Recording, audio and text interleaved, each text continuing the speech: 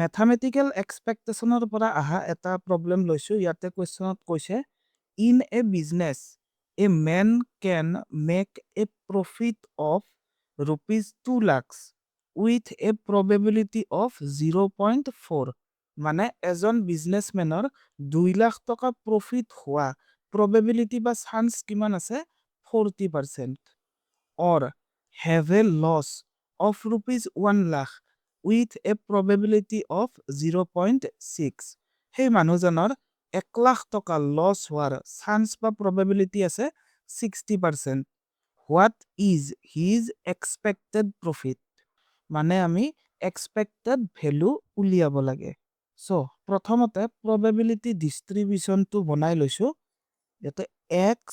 আৰু p of x profit 2 lakh হোৱাৰ chance বা probability কিমান 40% আৰু লছ 1 লাখ হোৱাৰ চান্স কিমান 60% বা 0.6 ইয়াতে লছটো মাইনাস বুলি লিখি দিব লাগিব নাও মানুহজনৰ expected profit কিমান হ'ব যে ex is equal to summation x px যিকেইটা x ভ্যালু আছে সেইকেইটা আমি px ভ্যালুৰ লগত মাল্টিপ্লাই কৰিব লাগিব আৰু প্লাস কৰিব লাগিব সো প্ৰথম x ভ্যালু আছে 2 লাখ ইনটু তাৰ probability 0.4 বা 40% then plus next x value আছে minus 1 lakh so minus 1 lakh into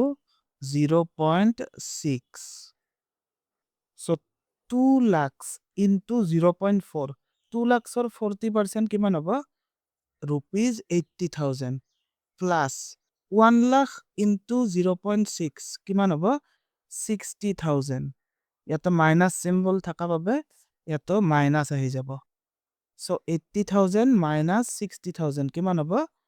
20,000 so মানুহজনৰ expected profit কিমান rupees 20,000 এইটো হৈছে আমাৰ ফাইনেল আনসাৰ